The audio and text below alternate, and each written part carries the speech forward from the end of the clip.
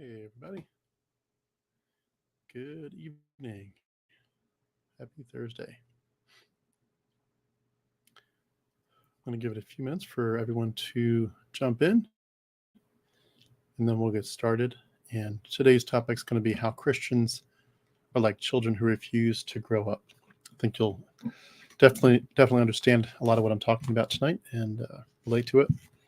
And unfortunately, see some of it in not just your own past, but in Christians that we still care about. But I think it'll be an interesting one to sort of explore together. So we'll go back and forth with some comments that people might have, and then hopefully I'll get through all the notes I put together for this. But I think it's a good conversation, a good topic. So we'll give it one more minute.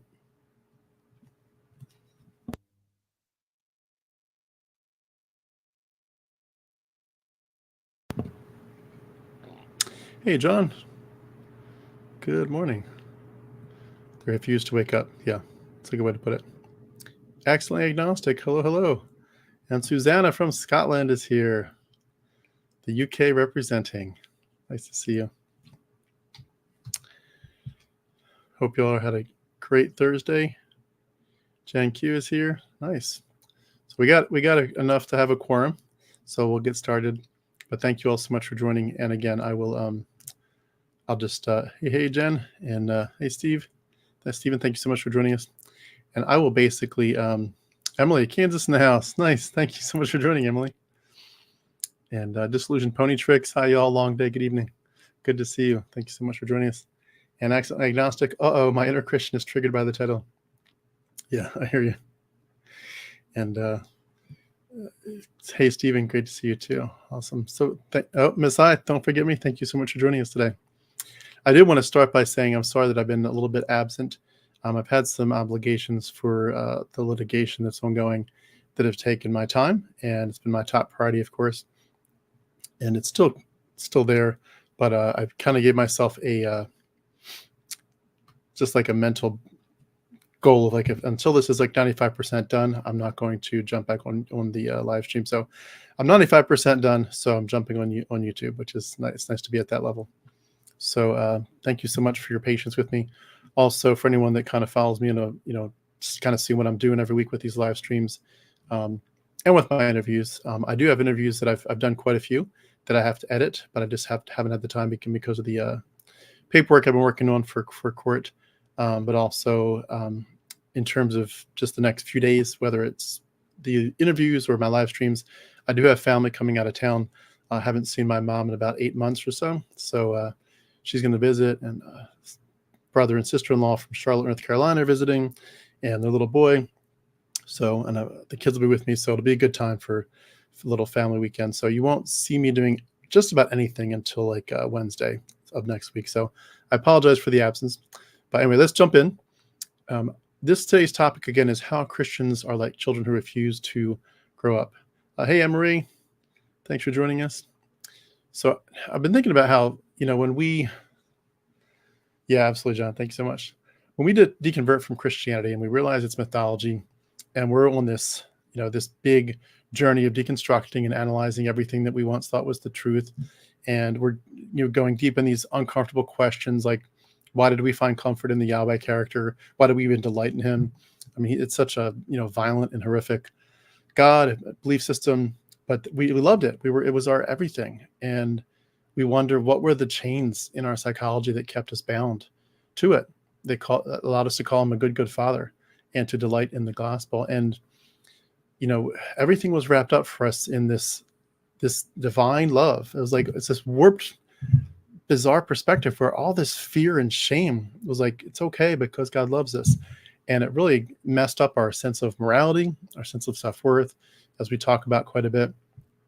And I think as we think through the trauma, as we often do, that it caused, everything from those deep-seated feelings of like you're so guilty and you're so inadequate, to all the mental gymnastics to justify this God of love, who's also commanding genocide and eternal damnation and eternal conscious torment and all this other stuff we see in the Bible. We start to see what we went through. We start to see Christianity with new eyes.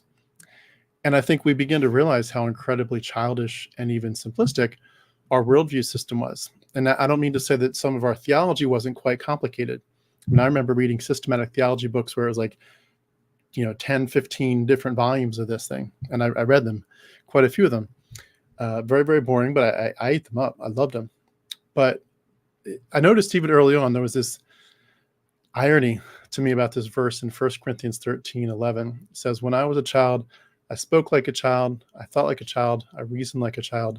But when I became a man, I put away childish things.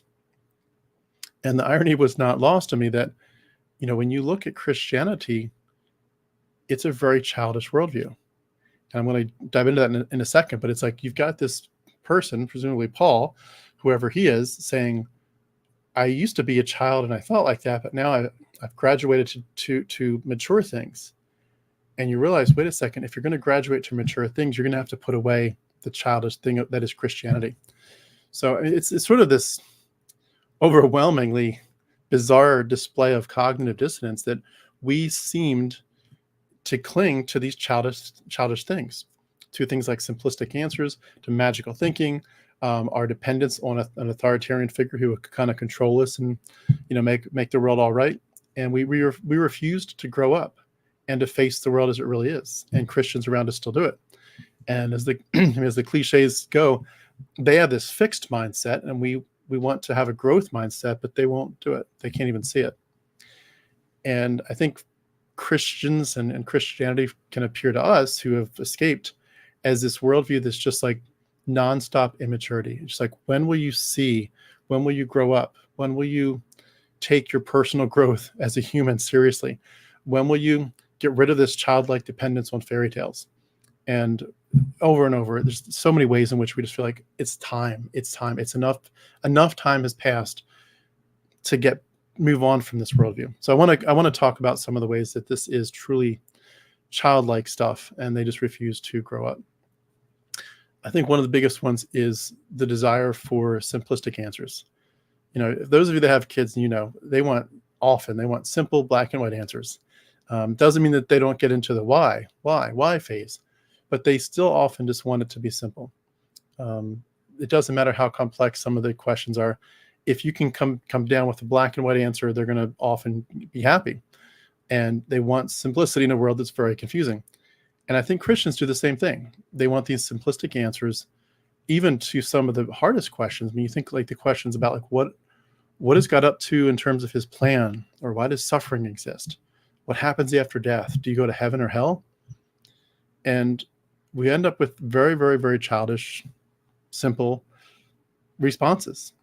They're going to completely sidestep the idea of complex ideas and concepts, of ambiguity, of metaphor, the nuance.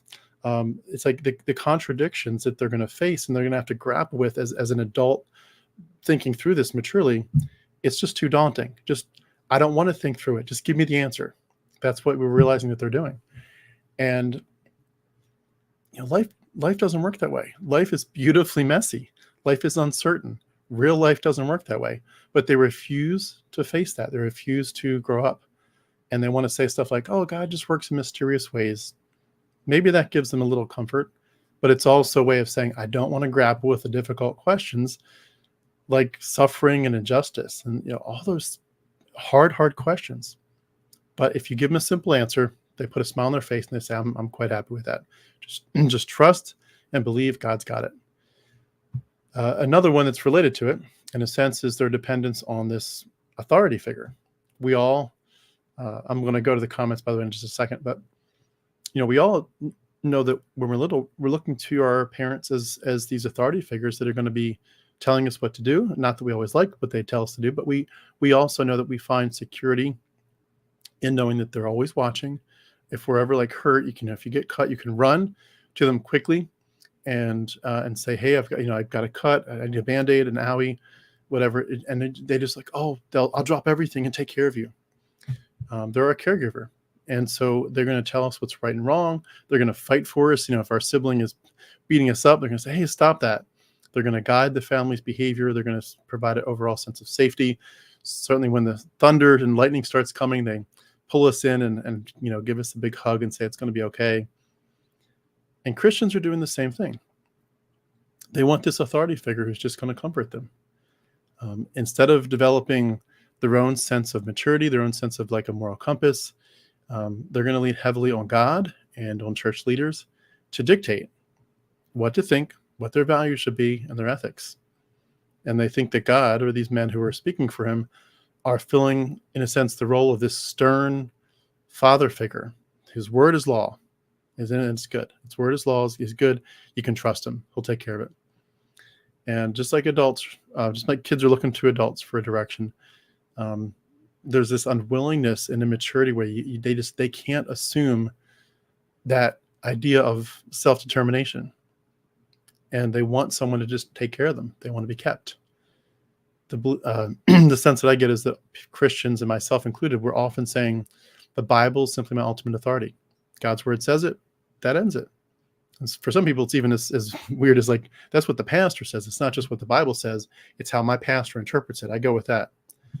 They don't want to question the alternative viewpoints and ideas that should be brought up in those discussions. They just want to rely on this authority figure that's outside of them. And their discernment, despite the fact that they would claim to have a lot of spiritual discernment and a lot of desire to grow in wisdom, all they really want to do is have somebody above them saying, just give me the answer. Just give me the answer and I'll be happy with that. So that's the starting point. I'm going to go to some comments for a second and then come back to my thoughts on this. Can I appreciate your willingness to come join me in these live streams? I do work on a lot of these for quite a while, where I just jot down notes and things I'm thinking of, and it's fun to kind of brainstorm ideas with you all as to what how to hopefully hone these ideas even further. John says the brainwashing was superior and trapped us all from generation to generation. Yeah. Anne Marie, the reason I give up Christianity is the same reason I gave up Santa as a kid. Yeah, absolutely. And Christianity gave me problems I didn't know I had. Yeah, that's an interesting way to put it. I like that. And let's see here. Christianity told me I was worthless. So did my mom. Oh, I'm so sorry. That's awful. You can only imagine the life I've traveled. That is awful. I can imagine some of it. My own father told me he wished I'd never been born. But it's never-ending pain from those conversations. I'm so sorry. Stephen says, yes, sir, I thought I knew stuff that I went to school for, then realized that I literally knew nothing. Yeah. Yeah, when you realize you got a Bible college degree that's basically like as good as a tissue. Let's see here. Wow, definitely self-worth really affected. Yes, hugely childish. Yeah. Thank you, Susanna. Cold Iron. Hello, Tim. Hello. Emily says, leaving Neverland. Yeah, that's a great way to put it. A nonsensical world and life view. And disillusioned. Ali Bree says, it took me a decade to realize that. I thought I had simply left, but now that I'm coming on my 30s, I'm realizing how much I never processed. And Marie, they are adults with an imaginary friend. Yeah, absolutely. Dorothy Houston. Hey, Dorothy, so good to see you. Dorothy, by the way, was one of my former interviewees, so please go check that out on my channel. It's a while ago, but Dorothy, is so good to see you here.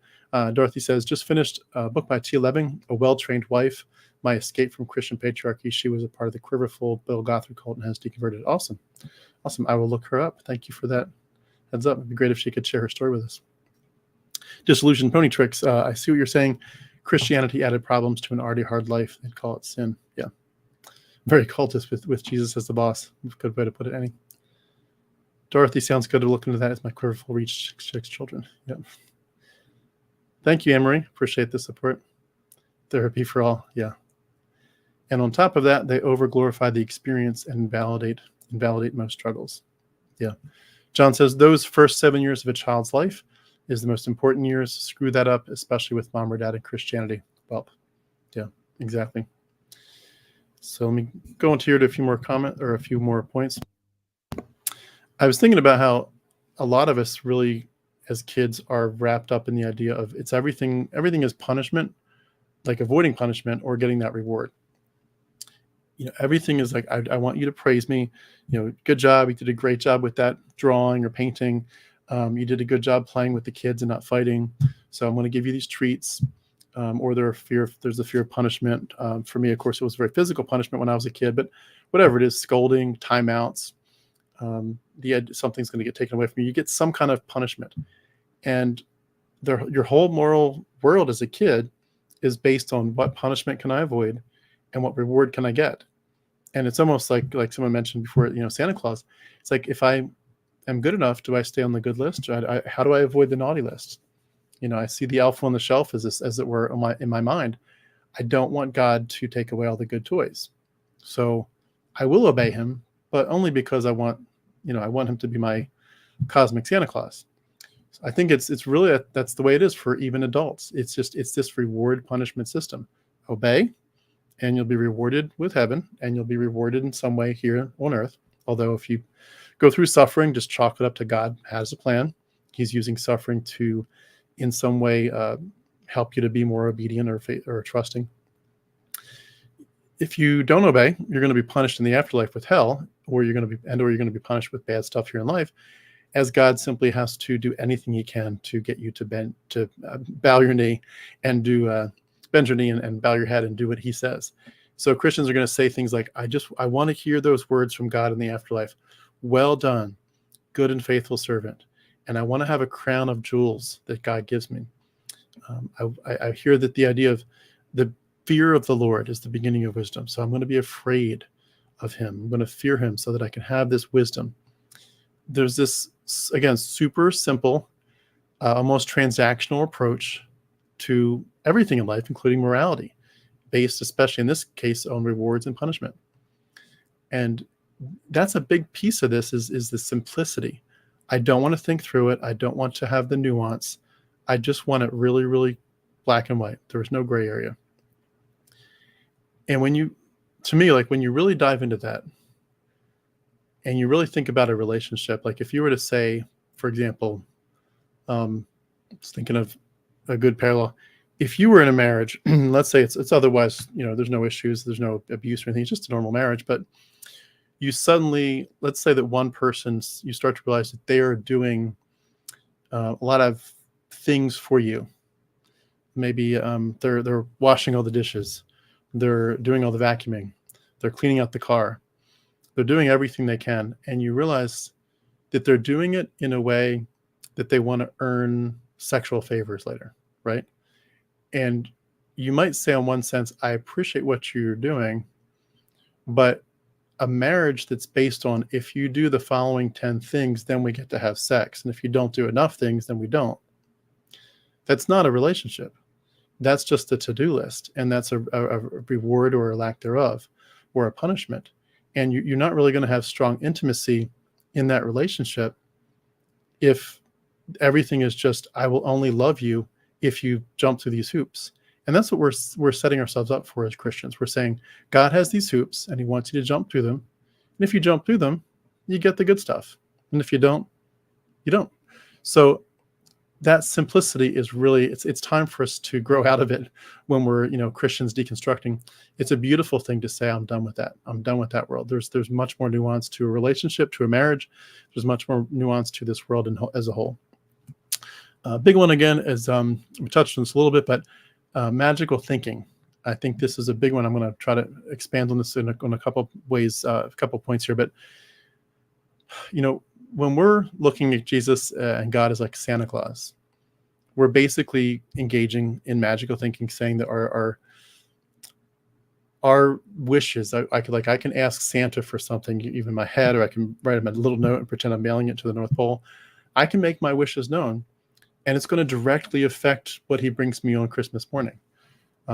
And it's funny how even sometimes this comes out in really minute ways, but funny ways with kids, where they'll even have specific things that protect them, like a talisman, as it were, like they might have 10 stuffed animals, but that purple one with the sparkly eyes, that's the one that can protect them from bad stuff. And if they can have that particular stuffy and cuddle with it as they're falling asleep, then it's going to protect them from monsters under the bed and they feel safe.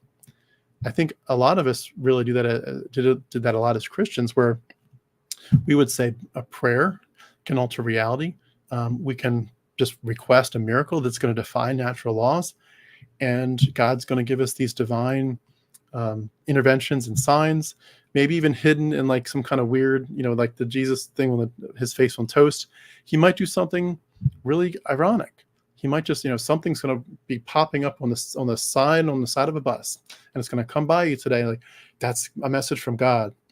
And we talk, of course, about God answering prayers. It was a miracle. The idea that God is going to intervene in everybody's life, and especially in the context of like, he's not intervening in all these people's lives that are being assaulted and killed and they're dying of starvation, but he's going to directly intervene in your life for your magical little requests. It trains kids who grew up in this, and it certainly gets reinforced as adults, that there is a supernatural world, and that these supernatural explanations are more real and more worthy of your focus than actual like evidence-based reasoning or your practical action. Like, instead of you saying, I'm going to pray and wait for the Lord to do it, like, you do it, you make it happen. But instead, we just want to cling to our magical thinking. And again, it's all so very childlike. And I think a related one, the fact that children, even though they're very naturally curious and they ask a lot of questions, again, that why, they often, I think, can get very defensive when certain ideas get challenged. If you were to, for example, say, look at, again, Santa Claus, if they believe in Santa Claus, and then a kid at school says Santa's not real, well, they're probably, until they talk to their parents and have that hard conversation, they're probably going to fight that kid at school and say, yes, Santa Claus is real. It's not my mom and dad that bring those presents. It's Santa. And so they're going to cling to their beliefs, or maybe the tooth fairy or whatever it is. Their fantasies are real and they don't want them challenged. And of course, it's such a normal, natural thing for kids to eventually say the tooth fairy probably isn't real. And eventually, probably Santa Claus isn't real. But they never really graduate and connect the dots about the other fantasy characters in their mind. And they'll even, attack it by saying things like, the doubt is from the devil. Don't be like doubting Thomas. Doubt's the devil's work, or you just have to have faith. They don't want you to have that critical thinking and that healthy skepticism. They don't want you to really ultimately have intellectual growth. And they're not looking for some kind of open-minded questioning. They just want to shut down your questions and your conversations with these cliches and phrases that we're so used to in Christianity. And again, it creates an echo chamber that's going to keep their worldview unchallenged and status quo, and they feel safe. It's like a safety net. They feel so safe because these questions to them have answers, and no one can threaten us. In the sense of, I mentioned again the imaginary part of it, and the fantasy. I think about the kids who have like imaginary friends. I was curious how many of you had that, where you literally had somebody that you would say, this person is real. Maybe you gave them a name or something. Or maybe you saw a movie where some kid had an imaginary friend and you thought, I kind of feel like that's lines up with my personality, and I'm going to make one too. And that imaginary friend almost becomes just as real as your other friends. Or maybe it's a hero. It's going to provide comfort and companionship, maybe like a sense of control over your fears. And Jesus and Yahweh are functioning basically the same way. They're these invisible friends, these heroes who are always watching, they're always guiding us, they're always comforting us, they're always there to help us when it's dark and there's a storm. We'd even say things to kids like, when kids can't necessarily at the youngest stages understand the gospel in the sense of the whole atonement theory. So a lot of churches will literally invite small kids to just say a simple prayer like, would you like to invite Jesus to be your special friend? I've heard that from the pulpit. Very, very simple. Would you like Jesus to be your special friend? Would you like Jesus to always be with you and take care of you? And it's this dependency, that's this childlike dependency, instead of saying we need to eventually grow out of that and develop a mature self-sufficiency where we have, we're looking at life's nuances and questions and challenges, and we're going to develop some kind of mature adult coping mechanism. We're going to approach it from a different perspective than we did as kids. But instead they're like, no, let's just stay in our childlike phase, and let's take pride in staying ignorant. So I'm going to come back to my notes in a second. I'm just going to go through some comments here. And I appreciate so much the comments that you all make to both to each other, as well as hopefully, so I know some of these are going to be additions to what I'm saying and clarifying things. Hopefully together we can come up with some really good thoughts. Miss I says, the body of Christ is quite diverse. My mom is a very strong personality, but Christianity appeals to her because she says it's the truth, and truth wins in the end. Yeah, they definitely want that. That's oversimplistic sense. John says, those first 7 years of a child's life. Let's see here. I did that one already. I think I'm hoping I don't skip too many here. I'm kind of going back and forth and trying to pick up where I left off, but apologies if I skip anybody. John says, I don't have a problem with people who go to church or even are atheists. It doesn't matter. Are you kind, loving, and help people? That's all I care about. Yeah. Well said. Anne-Marie, I'd ask your mom for evidence of her truth claims. Yep. Hey, Alice, I mean, you seem like a loner. Maybe you could make some friends if you could go to some church. Wow, you look like the average Christian male. I guess, yeah, if I don't have tattoos and this and that. I actually just got a haircut today, so I kind of got trimmed back to the way. Back when I was at Bob Jones, you had to have a haircut like this, probably even shorter. But when I was at Bob Jones, at least at that time, there was a real big push for, they looked at everything you did, how you what clothes you wore, what kind of shoes you wore, what your haircut looked like. So I definitely could fit the bill in some ways. So here, going back to Alice for a second. I wasn't sure if when you say you seem like a loner, if what you mean by that is that a bad thing, or you?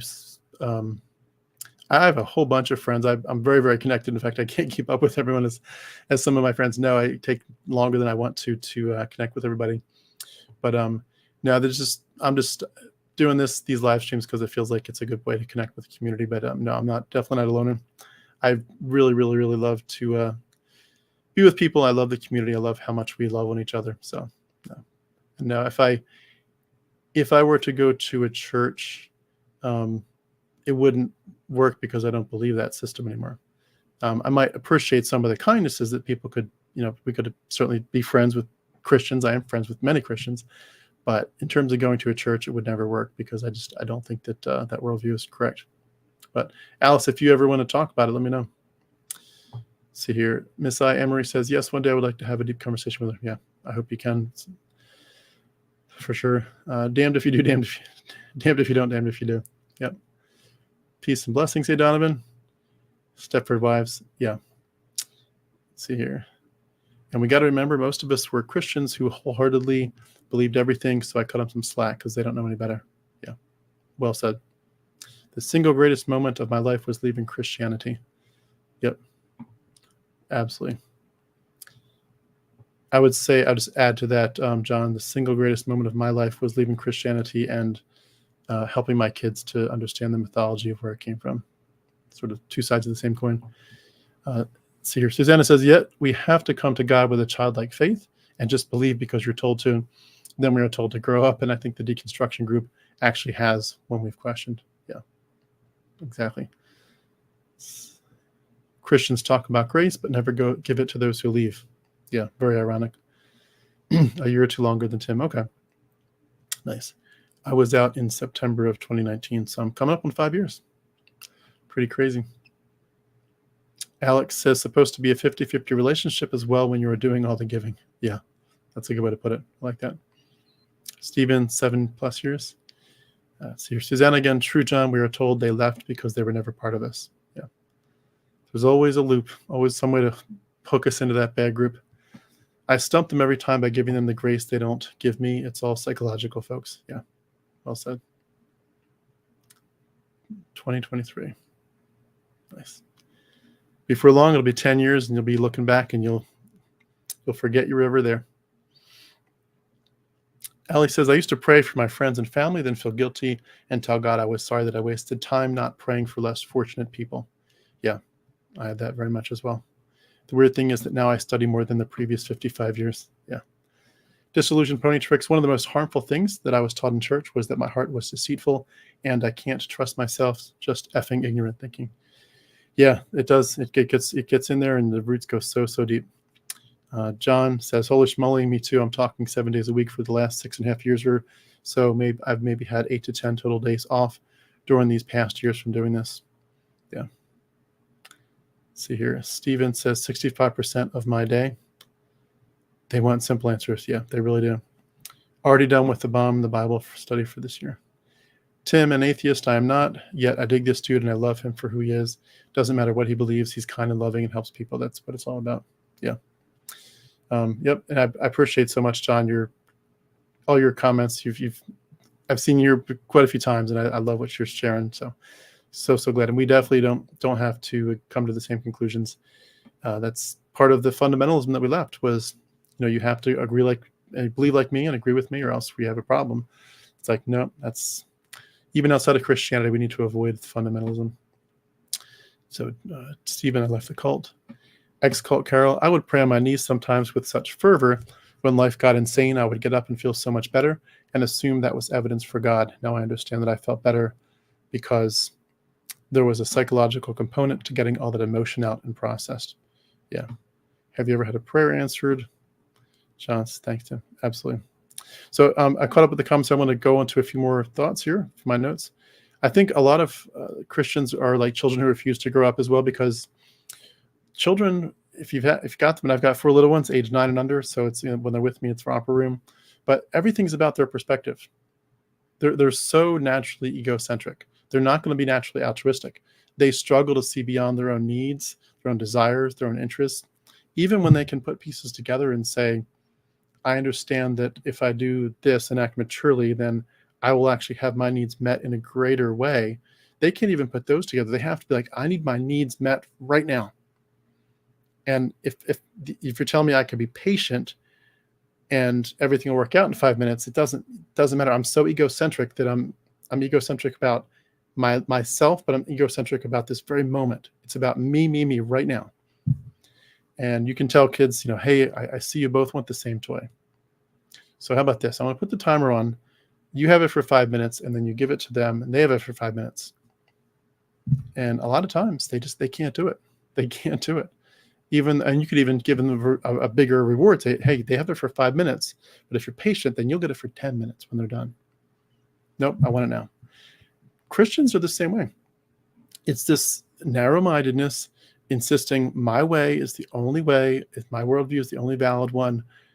If you're not for God, you're against him. If you're not with us, you're against us. There's no salvation outside of Christ, or there's no salvation outside of our church and denominational interpretation. It's very binary. It's very black and white thinking.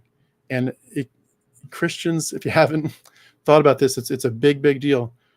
We need to understand there's a rich diversity of all kinds of things, of human thought, of experiences, of spirituality. Again, just like John was saying, you don't have to land as an atheist. There's diversity, there's nuance. This drive to have oversimplified answers is not part of maturity. It's part of childhood, and it's time to graduate.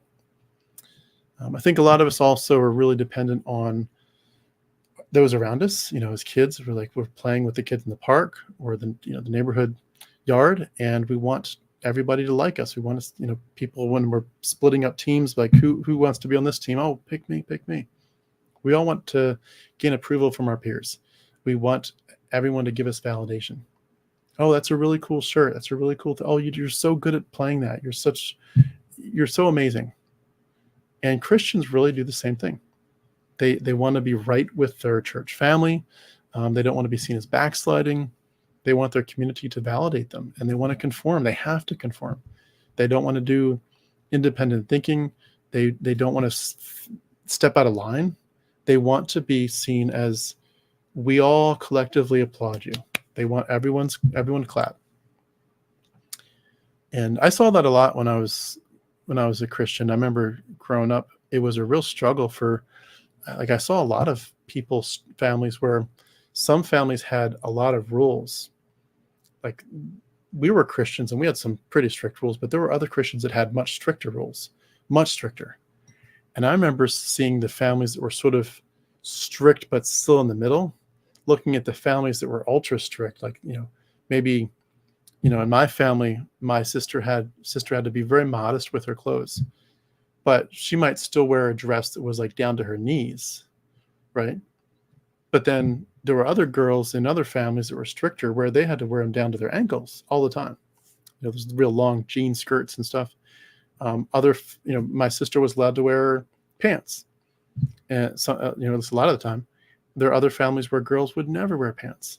And so you have all this sense of like, who's looking at me, and whose applause is most important, and how do I conform, and which group do I conform to? But then once you find that niche, you're like, I need my community to applaud me. I have to have their applause. I was talking before about imaginary friends, and I think this kind of goes with it a little bit. But just the idea of these narratives that land in the realm of fantasy. Kids love that. Even as adults, we love it. The Marvel characters, the superheroes, the villains, these epic battles. We love how they have the idea there's powerful people out there. We have this sense of wonder. There's these clear moral lines of like the good guys and the bad guys. And we love that comfort of knowing that at the end, Iron Man's going to win, and the Avengers are going to win. It's like, we love that. We love these fantasy stories. And as kids, we're captivated by them, even if someone's just reading it to us. I mean, you could just read something like Jack and the Beanstalk, and there's not even a TV there, just the book. And kids, eyes get big. And if you read one that's even, more in depth, like I remember reading C.S. Lewis's book, The Chronicles of Narnia, many times as a kid. Over and over, I read those books. And you get wrapped up in it. Well, Christians are the same way. They have these narratives, this cosmic battle between good and evil, God and the devil, and these miraculous events, and these promises of like a future heavenly kingdom. Everything's about spiritual warfare and the battle for souls. We got to save our culture. We got to save our country. We got to save the world for Christ. And they're imagining all these future things that are coming that are so epic. There's the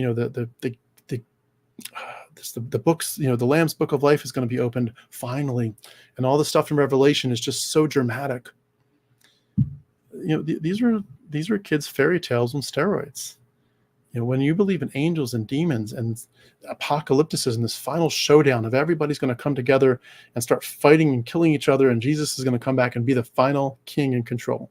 It's all so dramatic and so fantastic and so wonderful and amazing. It's storytelling. And it's pretty cool that some storytelling can really appeal to our imaginations. But there's a time to say it's just a story. And they can't do it. And that's one of the scariest things about childhood indoctrination, is that they're setting children up for a lifetime where they can't distinguish fantasy from reality. It's one of the worst parts about childhood indoctrination. And that's why so many of us got stuck in it, because we think it's all real. It took me 43 years to escape. I think a lot of us too, when we were Christians, we would say that it helped us to have a lot of really clear rules and boundaries. How kids, not every kid, some kids would definitely buck this, but some kids really like the idea of like, you stand in the line, and if the teacher literally like puts a piece of tape on the floor, and so they're like, look, this blue piece of tape is where you line up. Whoops, just realized, so I've got my notes in front of me, so I couldn't see that I've actually got a comment still up, don't I? Sorry, John. I put my comments in front of my face so it's easier for me to, or my notes from my face so it's easier for me to read them without looking down too much. But should definitely not have comments up like that, so my apologies. We want these rules. We want, line up. And then for a lot of kids are like, hey, he's not lining up. He's doing his own thing. They're tattletales, and, they're going to tell the teacher, and the teacher is going to roll their eyes like, yeah, I know that is the rule. But also they're, the teacher's thinking in their head, you're being such a pain in the butt. Just, it doesn't really matter. It's like, it's a rule, but, I'm not looking for a class full of tattletales. But that's what kids do. A lot of kids tend to go for these rules and these boundaries. And in some ways, it can help them feel safe in a very unpredictable world, especially when they have no control, and especially if they're being bullied. Oh, I'm going to push you out of the line. No, the teacher's watching, and there are rules. And if you push me out of line, you're the one that's going to get put in the back of the line. Christians are the same way. They want strict guidelines for life. They want to say the Bible's the final authority. God's word is clear. And I'm uncomfortable with the ambiguity, with the complexity, and with just the angst of like, how's it going to end? Just like you might say to a child, we're going to have a really strict bedtime routine. You're going to go brush your teeth, you get a drink of water if you need it, go to the bathroom if you need it, make your bed if it's not made, give hugs to everybody, and then we're done. And maybe we'll read a book or sing a song real quick. But like, this is your routine of these 4 or 5 things. And if you do them, The night goes well. If you buck that system, if you say, oh, I'm going to go play with my Legos now, no, you're messing up bedtime. It doesn't really work. Kids understand they need a bedtime routine to feel secure and to get things done and to move forward towards sleep. Adult Christians are the same way. They're stuck in these routines, and they haven't matured to the point where, like, you as an adult don't need to do that. If you want to do an extra job or something for a few minutes, you know how to take care of, do an extra thing, and then you're still going to get yourself to bed on time, where you understand you'll pay the consequences for staying up too late. But it's a maturity thing. I was thinking, this is one that it's sort of a stretch, but I think it can kind of apply. I think a lot of times kids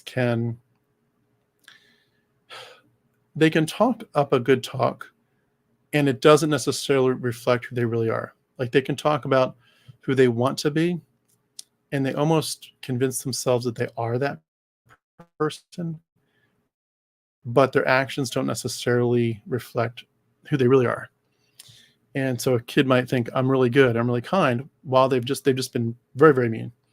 Or you might say to a child, why are you being so mean to your sibling? And like, I'm not. And you literally you were right there. You saw them just do it. They were just really, really mean. And they kind of have this different perspective, like, this is who I think I am. And yet in reality, I'm someone different. Christians, because they prioritize this idea of beliefs over action, wrapped up in things like faith alone. If you just believe in Jesus, then you're good, you're saved. They're going to downplay often the idea of ethical behavior and social justice. And it's all about your beliefs. And I know some denominations do a better job at, kind of balancing that out. The whole, Ephesians 2:8-9, it's faith alone. With James, whatever, faith without works is dead. But when you have a belief-centric focus, I think it's going to foster a kind of moral complacency, where as long as you believe the right things, that's enough. That's good enough. It's good enough for God. God doesn't care if He wants you to do good things, but at the end of the day, it's going to come down to one simple question. Did you accept Christ as your Savior or not? Did you believe? And I think Christians, like, when you look at how, especially Judaism, ancient Judaism, perhaps more so, but I think Judaism even today would be this way. They're going to focus on, you have to be a just person. You have to do justice. And I think a lot of Christians would say, I don't need to, I should. And it's a good way of showing God that I'm serious. But the only thing I really need to do is just believe. And I think that differentiation leads a lot of people to just forget about social justice altogether. A lot of kids are constantly looking to their parents or their friends for a constant reassurance in the sense of feeling secure and valued, where it's like, are you going to love me? Are you going to be the person that I go to all the time, where no matter what I do, I could be mean to my friends and they might say, I don't want to play with you anymore. I can be mean to my siblings even. They might say, I don't want to play with you. But I'm going to come to my mom and dad and I'm going to say to them, even though I was kind of mean today, do you still love me? And of course the parents are going to say, you could never do anything to ruin our love. I will love you no matter what you do. You need to be nice, but I'll still love you. And the idea of you're always forgiven, no matter what you do. And that's God. God is this eternal cosmic father figure where He says, I love you no matter what. You're forgiven. And you're dependent. You're constantly set up to be dependent on this external validation. You don't have this internal you don't have an internal sense of self-worth. You're not secure in yourself. You're just always looking for someone else to say, I accept you, I love you, you're secure. You have to develop that yourself. If you don't develop it yourself, you're still a kid in your head. And I think a lot of people are struggling, honestly, with they never grew up. They're psychologically children still. Now I'm bringing this conversation today as more like parallels between little kids and Christians and Christian beliefs and worldviews. But I think it might be a truism to say that some Christians literally are just stuck in a childhood emotional status.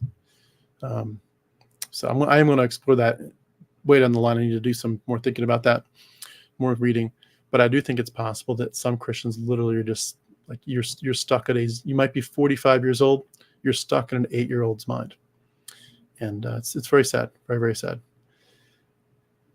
Children also see the world very much in a sense of it's black and white. We talked about that earlier, but they like the idea of it doesn't really change.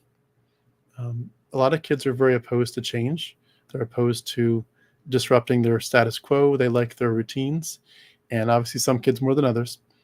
But Christians are often the same way. Christians will have this rigid worldview. They think their truths are the eternal truths.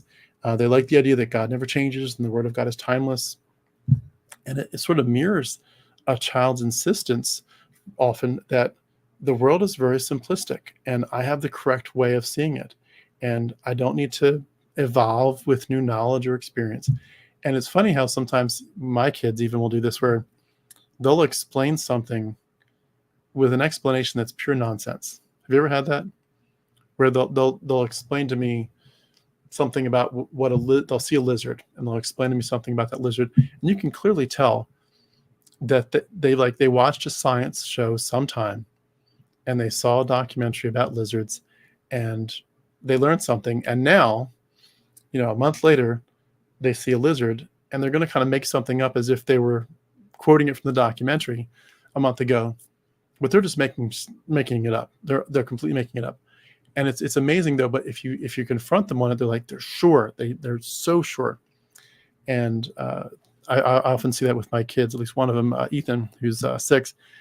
If you convince him, or if he's convinced that something is a certain way, and you do it differently, he can't take it. So, for example, if you say to him, "This food that we're eating, that I prepared for you, this dinner, this is literally the same dinner that we ate this about a week ago.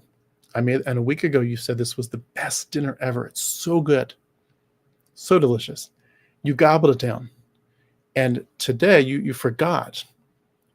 And I made the same exact meal for you, and you're telling me that you don't like this food and you never have, and it's disgusting." It's the same kind of chicken and French fries, but they just put themselves in that mindset.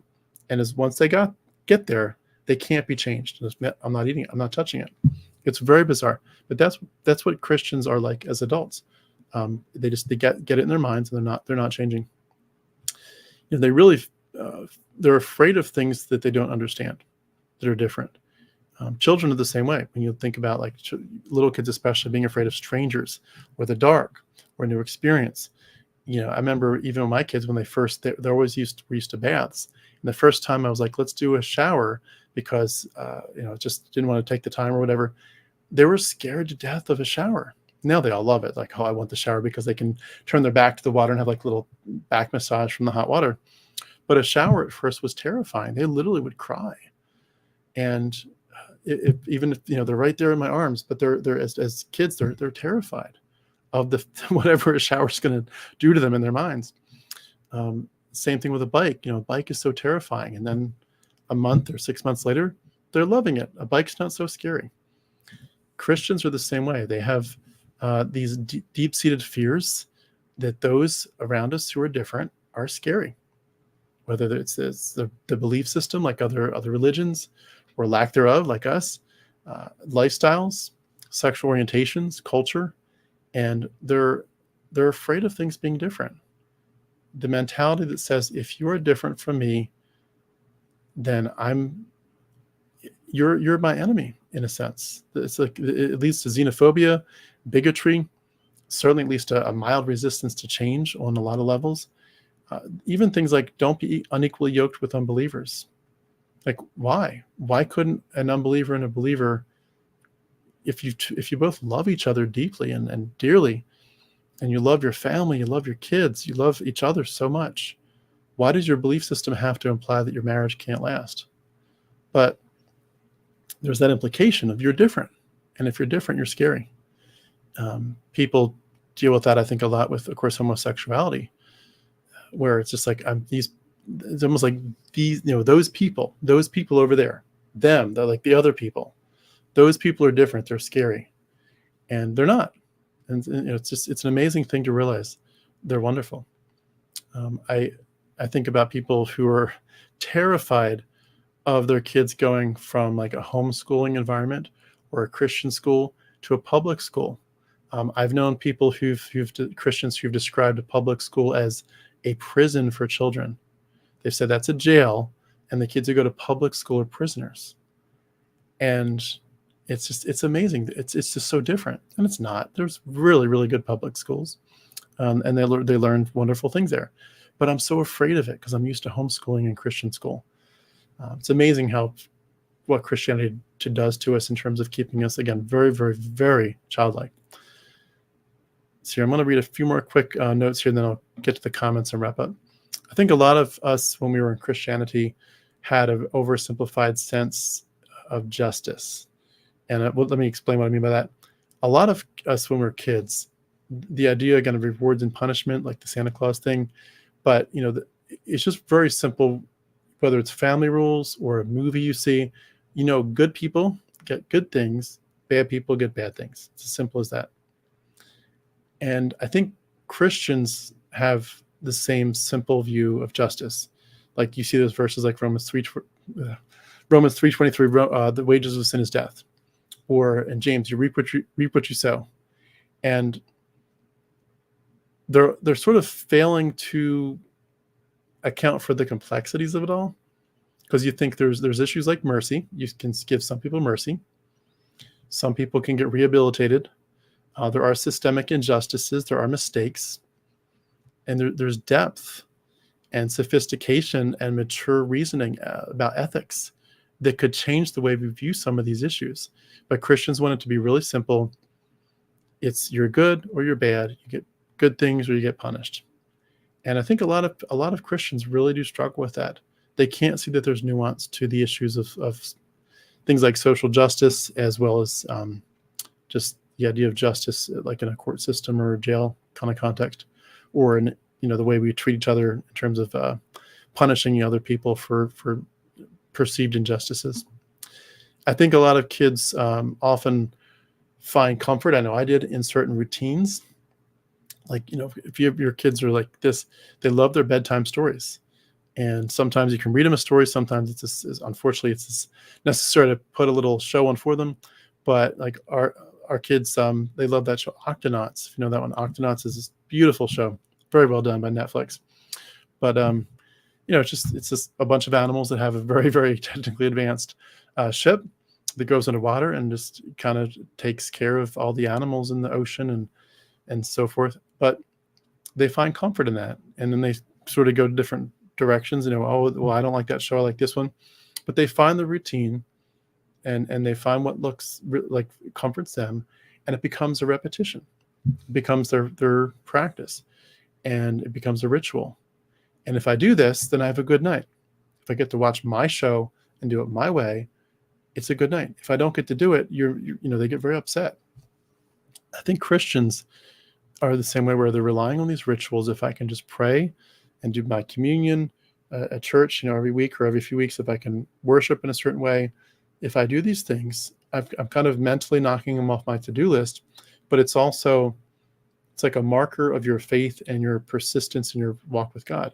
I do my daily devotions. We used to say daily devotions, not devotions, daily devotions. Your quiet time with God every day, regular church attendance, things like that. It's a way to say, if I do these things, I'm a good person. And instead of saying, well, maybe there's more nuance to it. Maybe I could do some of those things and still not be healthy in my relationship with God if God had been real. And there were a lot of Christians I knew that really fell in that trap, where they would think to themselves, and I'm thinking still in this context of when we thought God was real. If I do these things, then God and I are close. We're good. We're tight. But in reality, when you're honest with yourself, these rituals don't mean anything. God isn't looking at the outside. He's looking at your heart and your mind. So are you really in touch with God or not? And of course, now that you're completely outside of that, and you're like, that worldview isn't even correct, that God isn't there, you realize more than ever, these routines were a way of you not even doing any self-exploration. Like, what do you find is spiritual? What's spiritual to you? What's meaningful to you? What makes you feel alive? It's time to get over some of these rituals and to really do some hard work in our hearts, in our heads, as it were, and say we are humans who are so nuanced with so many layers. And if we're going to mature, we need to admit that and start to analyze ourselves, look deep inside your psychology and figure out, what's driving you as a human and how do you get to a place where you can thrive. I think a lot of kids can create fantasies, as it were, to avoid scary realities. Sometimes, again, we talked about imaginary friends. Sometimes it's something like, it can be really oversimplified. Like, I just have a special blanket that keeps me safe. If I have this blanket over me, I'm secure. But the idea of thinking through scary things like storms, lightning storms, and thunderstorms, you might have imagined you have toys that come to life, and you may have even seen a movie or something, and you kind of play that out in your mind. But something happens when life gets scary to keep you safe. And I think for Christians, the big one, of course, is the afterlife. We're so afraid of confronting the finality of it all, the fact that we're going to die ourselves someday, that loved ones have passed, and we might not see them again. Just the uncertainty of life. How do I know? Do I have another 20 years left? Or is it possible that I'm fooling myself and I've only got one? Or maybe I've got a lot less than that. Who knows? And so they'll say things like, this world is not my home. I'm just a passing through. Or that's okay. They passed away, but I'm not really sad because I'll see them in heaven soon. And it provides us comfort. And this scary monster might not be the dark anymore. It might not be the lightning storm, but we're still children. We're afraid of the dark. We're afraid of the boogeyman, and we're unable because we've kind of we've frozen ourselves as 8-year-olds or 10-year-olds. We've frozen ourselves as children psychologically. We can't grow up. We can't embrace life's nuances and complexities and honestly some of the horrors of it all. But if you're going to grow up, you have to be willing to face what seems like a monster and not use fantasy and escapism to get through it. Children often can't admit that they're wrong. I'm sure you know this. Those of you with kids probably are smiling. Some kids just like, I'm not wrong. I'm not wrong. And their sense of self can be very fragile. And obviously you have to tread very carefully because some kids are very sensitive. But they don't want to be seen as wrong. And Christians are the same way. They have such a hard time admitting that their beliefs might be flawed. And so if there's a cognitive dissonance that comes up and it doesn't make sense, they're going to say something like, God's ways are higher than mine. I can't understand God's plan. Whatever. Some kind of cliche, some kind of phrase that says, I don't have to admit any cognitive dissonance. I don't have to admit any errors in my thinking. I don't have to admit any mistakes. I can just refuse to, they're just not there. Kind of like a kid puts his fingers in his ears and says, la, la, la, la. But that's what we do. We do that as Christians, as adult Christians. We put our fingers in our ears and say, I'm not listening to anybody else. It's quite immature. Got 2 more things I wanted to add, and then I'm going to go to the comments. I think a lot of us are focused so much on, as children, a group identity, where we want to be seen as the team. Like we're saying, I'm me, but and of course at first it's like I'm part of my family, but it's like I'm on the soccer team, and I'm one of them. And maybe if there's a mascot, like I'm a I'm a Wolverine. I'm this mascot. Or if you have like clubs, maybe kids, clubs that just kids make for fun, or an actual club, Cub Scouts or whatever, Boy Scouts. Once you get into certain clubs, you begin to develop a group identity. And when you're with the group, you feel special, you feel protected. And I think Christians do the same thing a lot. I'm part of the body of Christ. We are one in Christ. You're my brothers and sisters. I'm proud to be a Christian. And it discourages, of course, individual thought and individual perspectives, and it's going to promote conformity, but it's going to give you that sense of approval. These people are my people. I'm one of them. And whatever the mascot is, I'm not mascot. I remember when I was growing up, one of my big things was Bible quizzing, where you memorize a whole bunch of verses, and then at the events you sit on these little pads that are on chairs, these little like leather pads, and as The Bible quizzer asks a question. Whoever gets their bottom off of the little pad first, their light goes off on the board where the quizzer is asking the questions, and you have to finish the question and then give the answer. I got so much pleasure and pride from being a Bible quizzer because I knew that those were my people. I was a Bible quizzer, and I was a good one too. I was top notch, and it just felt so good. And you get your identity becomes I'm this person, or I'm this group, I'm one of them, I'm the core. Especially if you're, sort of in some way at the top of your group, it becomes a big deal. And of course, we all have experiences where we kind of try to join groups, but we don't feel like we're really part of it, and it becomes a negative experience. Like I remember when I was in soccer in high school as a freshman, there were some guys who were juniors and seniors that could play soccer that you'd almost think these guys should be on TV. They could literally, there's this one guy, I remember, Jimmy something. Jimmy could basically play soccer for the whole team because nobody could take the ball from him. The other team could try, and he could just run circles around everybody. All of us were like doing this thing where we would try to kick the ball from way back where we're starting from to way up front, get everyone to run up and try to quickly get that shot in. Jimmy didn't care. Jimmy could basically walk it up. He could literally walk the ball up, and he would come right up to the goalie, and he would just trick the goalie, just like make the goalie think he's going left and then he's going right. The whole goal is open now. The goalie's way over there. He tricked him. His body language was that good. And I remember because he was so good and I was so not good, my group identity never really formed there. I wasn't really part of the soccer team. I could never get in the in-group. They were just so good at it. So it can go both ways, but I think whatever it is, you find your group, you find your identity, and as Christians, it's everything. The last one thing I was just going to say on this, and then we'll wrap up with some comments, is sort of going to the main point, perhaps the biggest point. We want a parent who will make everything right.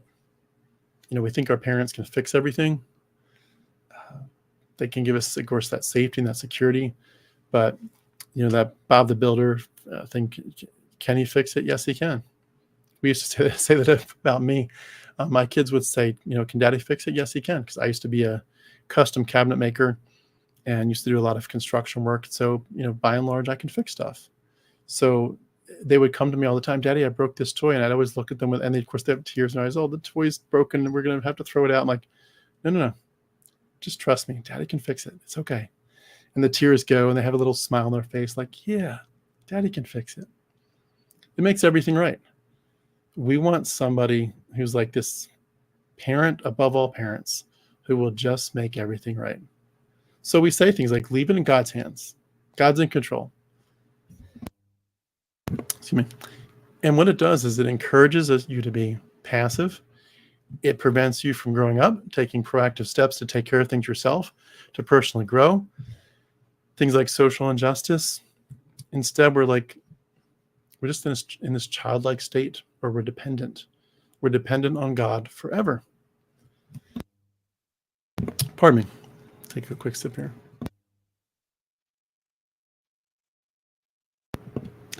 So I just want to wrap up this part of it by saying I think that instead of Christianity being a way that we can be spiritually mature, it ironically acts more like a sanctuary for people who are afraid to grow up.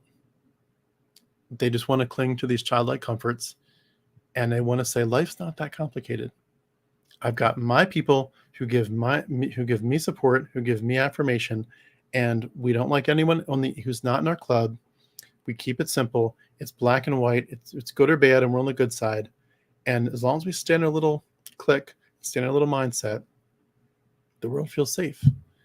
And they don't realize the world is not safe like you think it is. The world isn't at all like you think it is. But they just do their little thing. La, la, la, la, la. I'm not listening to you. And the rest of us are forced to deal with people who are stuck in this stuff. And you just think to yourself, when are you going to grow up? And they don't. And it breaks our hearts. I wanted to go into some other parts. It'll be not tonight, but a different part about sort of how to force ourselves to be more honest about, even now that we've deconstructed, what are some of the ways in which we're still doing this, even as people who completely would say, yes, that was my childish Christian worldview. I have left it. Some of us are still doing it. But we're going to say that for another time, call it part 2. But I think this was a good place to start, just to kind of put some ideas on the table. And I hope it helped. I know for some of you, it's probably triggering because you're thinking of, in the back of your minds, about your Christian loved ones who are still doing this.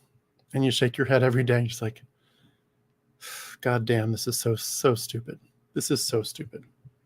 You're clearly, it's like you're stuck in the ancient Marvel movie. Like you really think Thor and Iron Man and the Hulk are real, and you're praying to them every day, this holy trinity. You think these guys are so real. You're like, what would it take for you to realize somebody made these movies up? People wrote the scripts and they had cameras out and they made the Avengers. Someone did the same thing with the Gospels. They made this up. And you just shake your head and you think, this is so sad. And there are people who will literally destroy families and marriages over this stuff. It's insane. It's truly insane. I'm going to read a few comments here, and then we'll wrap up.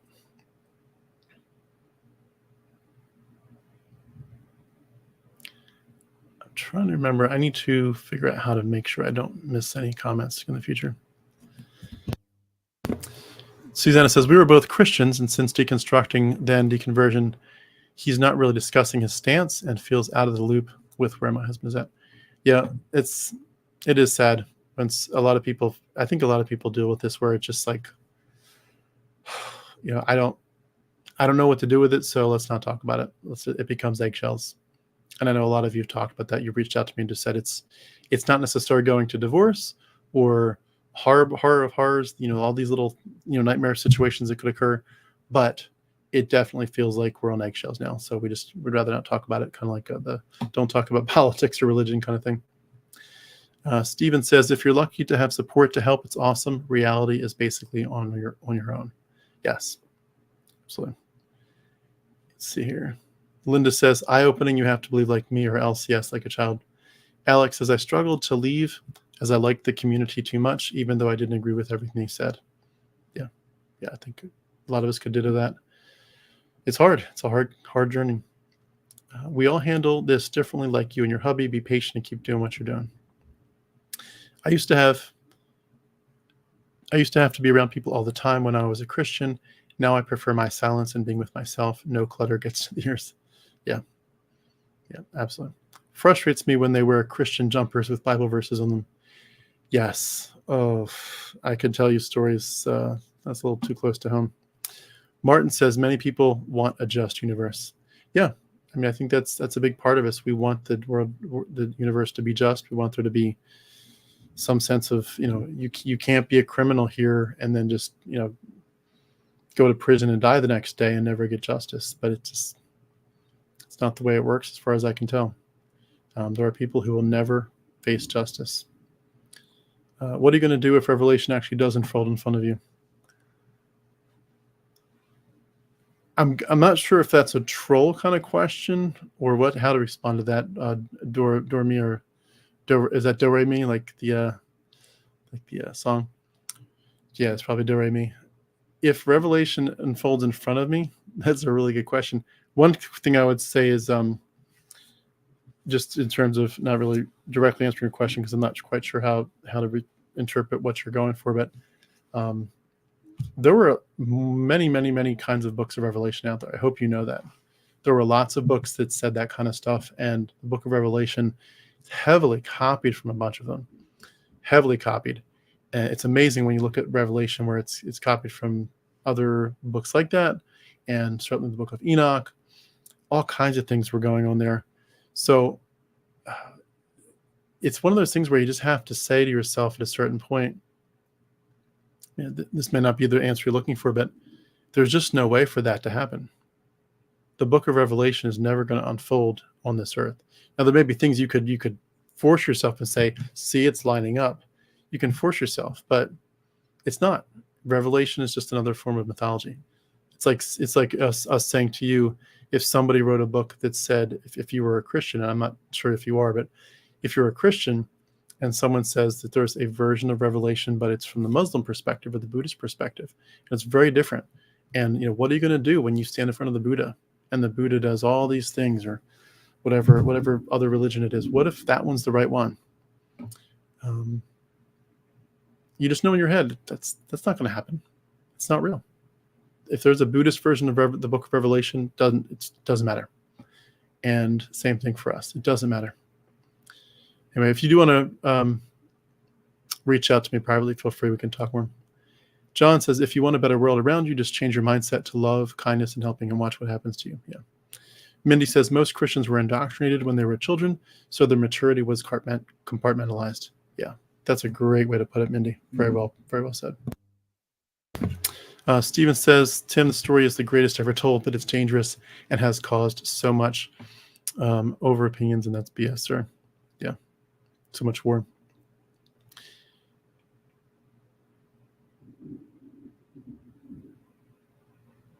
Doremi, I'm not sure if you are, again, a troll or if you're truly questioning. If you are here, though, to try to tell us that the Bible's from a God, we're probably going to have to part ways, just so you know. This is a safe channel. This is a safe place for people to talk about deconstruction, deconversion.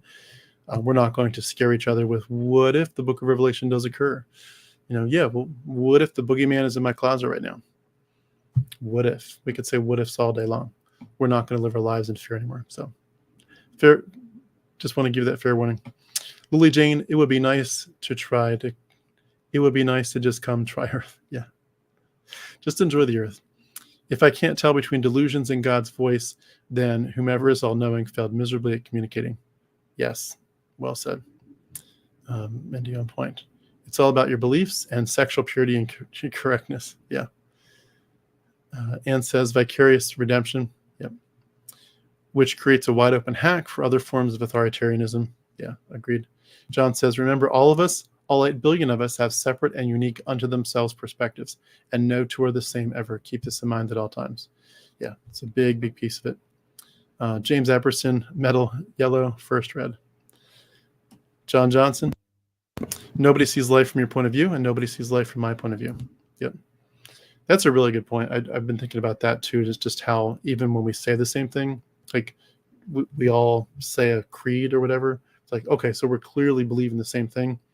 Based on your background and your perspectives and your experiences, that means something different. The idea, even just a simple word saying God is your father. To somebody who's been through some certain kinds of abuse, you can say God is your loving father till the cows come home. It's never going to be the same as someone who had the most loving, caring, respectful, appropriate father in the world. Your experience is going to dictate everything, as well as just the level to which you're indoctrinated. Mindy says, it seems as though the doctrine of salvation feeds on self-serving and opportunism. Anyone who abandons their culpability abandons their responsibility. Yeah, very, very good thoughts, Mindy. I love it. Let's see, Jess, if you just saw things my way, ever thought that? Yeah. Stephen says, yes, sir, I had someone tell me that there's no reality, only Jesus Christ. Yeah. Neogenian Whisper says, the church has always found a way to be compatible with the oppressors over the oppressed, from slavery to Nazism, with notable exceptions among some clergy. Yeah, that is so crazy how that's worked. Suzanne, again, the thought of being struck down by God and the examples of who was like the couple in Acts who were caught in a lie. Yeah, Ananias and Sapphira.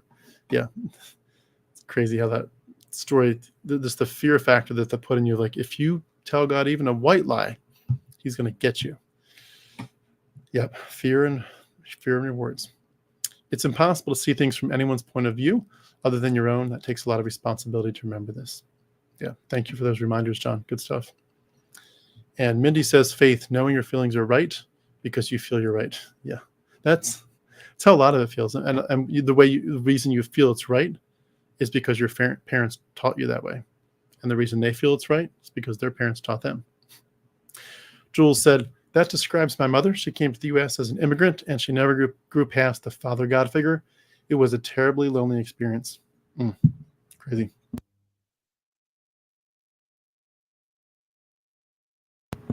John Johnson says, good points. It's all psychological. They don't know how to get past their belief and act with fear. They do. Fear, guilt, and shame. And just a few more comments here, and then we'll wrap up. John says, the change in my mindset about homosexuals is astounding. From one end, the Christian end, to the other, which is reality. The amount of visceral hatred towards gays, unfathomable. Yeah, agreed. Yeah, learn the theory of evolution in public school. Yep. Good thoughts, Ann. Edward says, Christians consider LGBTQ plus people as read my lips, them. And woe betide the queer or trans kid who comes out to their homophobic, crazy Christian parents. Yeah, agreed, 100%. Very sad to think about those situations. Miss I, and I don't really know what the evolution theory is completely about.